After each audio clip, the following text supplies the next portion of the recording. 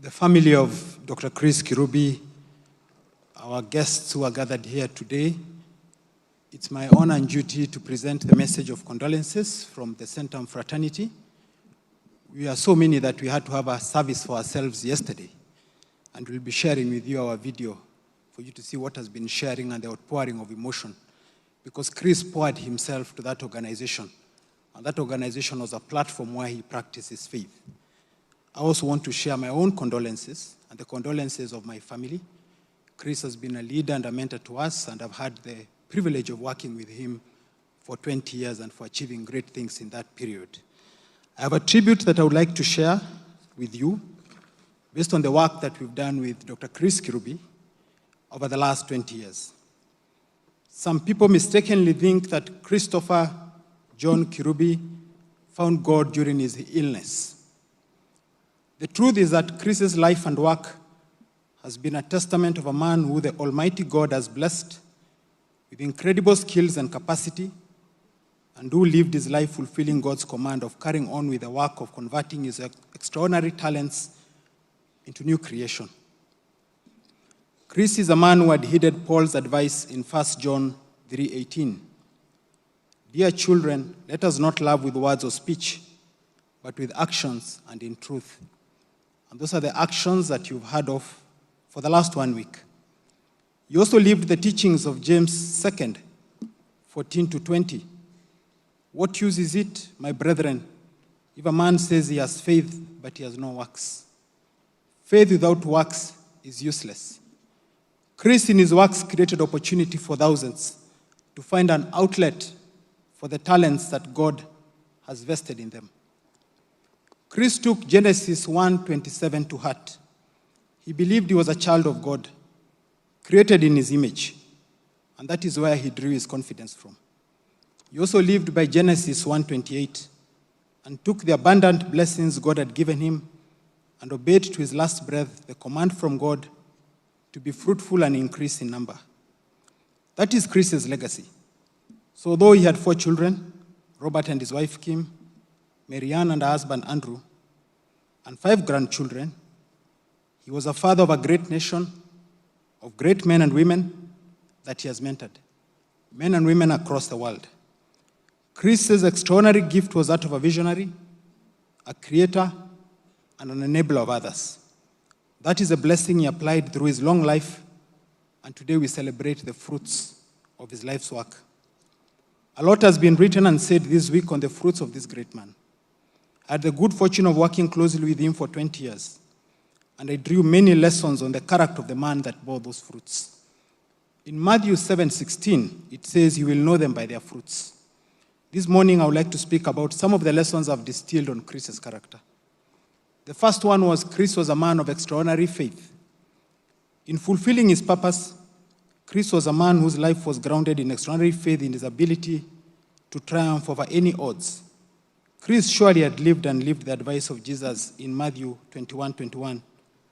Truly I tell you, if you have faith and do not doubt, not only can you do what was done to the fig tree, but also you can say to this mountain, go through yourself into the sea, and it will be done. And there's a lot of testaments that are being given of what this man of faith did. It was this faith that gave him the fortitude to fight the disease for 4 years, overcoming all the odds that have been cited by doctors and experts. Second, Chris was a dreamer. Chris was a man of extraordinary vision and resilience. He believed, like Paul in Romans 4:17, that in faith and God's will, he could call those things that are not as if they are. That was a faith that underpinned his vision to dream about building new cities. Examples are Vipingo in the coast, 2 Rivers in Nairobi, Palmarina in Uganda, all of which he dreamed that he could do, and he did simultaneously. The odds and the risks were never really relevant. One of the things he mentioned to me many times was that obstacles are those frightful things you see when you take your eyes off the goal. Chris's eyes were always fixed on his goals, and obstacles and risks were mere inconveniences to be overcome. The third one was that Chris was a man of courage, a man who respected himself and others, and who also demanded to be respected. A man who had the courage to pursue his vision no matter how daunting the odds were, confident that any trials were only temporary and that he would in the end conquer. Chris believed that he could overcome any situation. He knew that faith and abundance could not exist in an environment of fear and lack of faith. When I visited him in the United States in late 2017, in hospital at a time when he was critically ill, he asked me to bring him designs for the house that he was constructing. This was a time when many people would be putting their affairs in order. One of the evenings when we were with him, while praying with him, he asked that I read for him Mark 6, verse 5 to 6. That's a verse where Jesus went to his home village, and it says he could not do any miracles there except lay his hands on a few sick people and heal them. He was amazed by their lack of faith. Chris told me that miracles are not performed in an environment of lack of faith, and that's why he was building his house, even in the midst of his sickness, because he believed he was going to overcome it. Chris was a mentor. Chris was a man who worked hard to develop other leaders. Like Moses mentored a young Joshua, Chris has mentored several generations of leaders. Many of whom are in the church today, many of whom have spoken, many of whom are following online today. Chris was a student of the biblical Moses. Ask any leader that Chris has mentored, and they will tell you that they've experienced at least 3 of these attributes. Chris empowered people and gave them authority, no matter how young. Chris provided his mentees with experience and opportunity to apply themselves. You've heard for yourselves the testimonies that have been given. Chris gave all those he mentored encouragement and affirmation. Our challenges as his mentees, as those who have been the beneficiaries, is to do unto others as Chris has done unto us, and to speak life into those who we have had the opportunity to lead, so that we too can be fruitful and multiply. The 5th, Chris was generous. Chris was extraordinarily generous. He multiplied that which God blessed him, and he gave it out freely. I was privy to many of his donations and contributions, which were either anonymous or that he requested be kept confidential. The 6th one was Chris was an eagle. Chris was an eagle who flew at high altitude and kept the company of other eagles, and you've heard them. And he sought them. He soared way above small noisy birds like parrots, sparrows, and crows.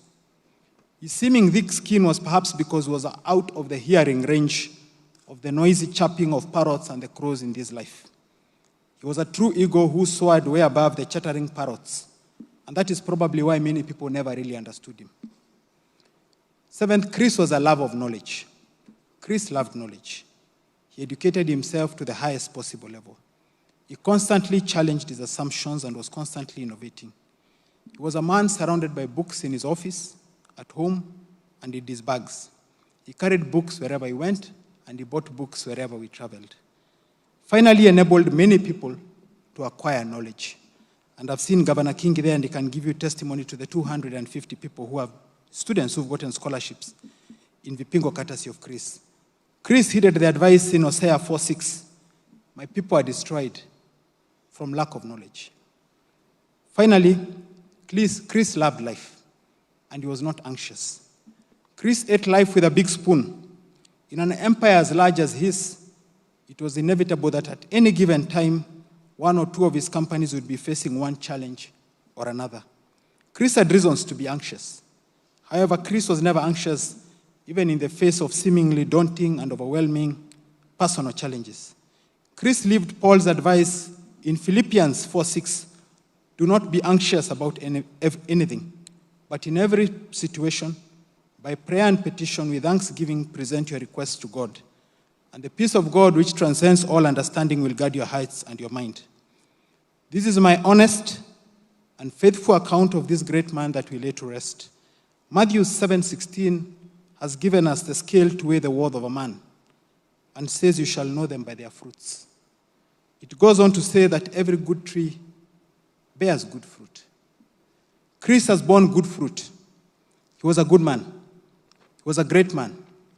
He was a man of impact, a creator, a man who fulfilled his purpose, a man who employed the extraordinary talents that God had given him in obedience of God's command to be fruitful The great writer and poet George Bernard Shaw must have had men like Chris in mind when he penned that immortal poem, A Splendid Torch. This is a true joy of life, the being used for a mighty purpose, the being a force of nature instead of a selfish clod of ailments and grievances, complaining that the world will not devote itself to making you happy. I'm of the opinion that my life belongs to the whole community, and as long as I live, it is my privilege to do for it whatever I can. I want to be thoroughly used up when I die, for the harder I work, the more I live. I rejoice in life for its own sake. Life is no brief candle for me. It is a sort of splendid torch which I got hold of for a moment, and I want to make it burn as brightly as possible before handing it on to future generations. Chris was thoroughly used up by the time he rested. His life belonged to the whole community. He worked to the end. He obeyed God's command and was fruitful. His faith shines through in his works and the lives of those whom he has touched. Christopher John Kirubi has fulfilled his purpose, and we thank God for his long and fruitful life. He did not do this alone. And on his behalf, I thank all those who worked closely with him, those who loved him, and enabled him to achieve all that he did in his lifetime. I thank God for having given me the rare opportunity to directly share with Chris what he meant to me and to personally thank him for all that he has been and done in my life. Christopher John Kirubi now belongs to the ages. Fare thee well, our leader, our friend, our mentor. Fare thee well till we meet again.